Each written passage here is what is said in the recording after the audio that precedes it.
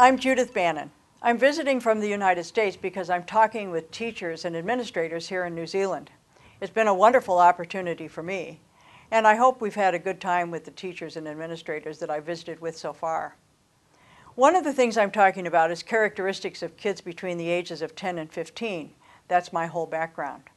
But the other thing I'm talking to them about, because it's equally important as understanding the kids, is understanding how to connect schools with parents, schools with families. We've said all along that we have a partnership going, that schools and families are supposed to be partners.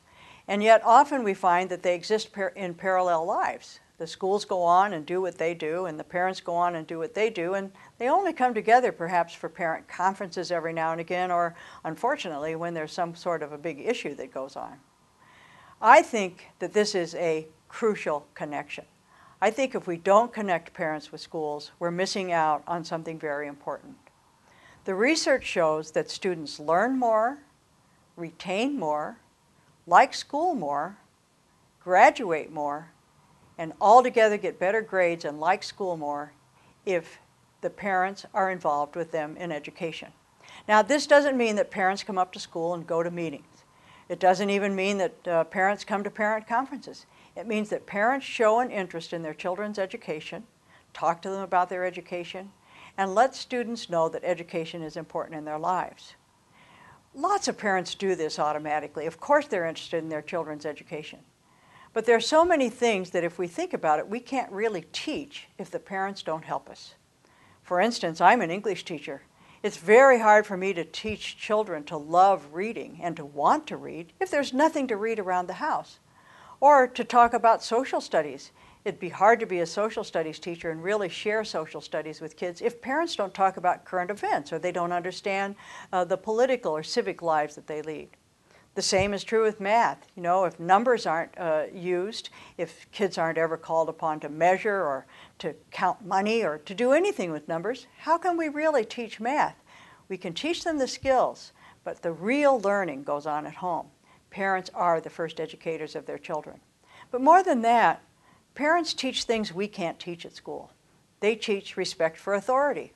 I can make the students in my classroom do whatever I want them to do. Schools can manage kids, but to teach them really respect for authority, that comes from home. Habits of mind, that comes from home. The ability to appreciate the arts, that comes from home. We really need to connect with parents because they're the first educators of their children. You know, there are lots of ways to connect with parents without having them come up to school to a meeting. There are lots of things parents would do if their children could be involved. So I always say, if you're going to do something and you want to get parents connected, then do something that the whole family can enjoy. For instance, I suggested to the principals today that the schools offer something perhaps every third Wednesday, like a gallery walk or an exhibition. And this isn't an exhibition of all the greatest stuff the kids have ever done. It's everyday work. Parents are interested in the everyday work their kids are doing. And of course, in intermediate school, kids never talk about their work. You know, you ask an intermediate school child what happened at school, they're going to say nothing. Well, there's lots of stuff that happens at school, but there's no way for parents to know that. So if you had a gallery walk or some kind of an exhibition and you just put regular work up, parents could come in, nobody's going to, you know, there's no talk, there's no program. You can just look at the stuff on the walls, see all the stuff the kids are doing, maybe offer a cookie or a little bit of tea or something. That's a nice opportunity. Siblings can come, that lets them know about the schools as well. Another way to connect with parents is to have just real conversations with parents. You know, often the only conversations teachers and parents have is when the teachers have something negative to say about a child. Well, that's unfortunate because so many things that happen every day in a middle school or in an intermediate school are absolutely wonderful things. I suggest that teachers communicate with every single child at least once every 10 weeks. You can do that by having a list of labels with every child's name on it. Make sure that in the course of that 10 weeks you have sent something to that child. A note that says, what a good job you did yesterday, or I really appreciated the way that you answered that question. Parents need to know that you value their children because you do. Your relationships with children aren't negative, your relationships are positive. So you should have an opportunity to let parents know that the things that are happening in the classroom are wonderful. Another thing is to have student-led conferences. I know that some teachers think that this is a difficulty. It's not a difficulty. It's easy to teach kids how to run their own conference.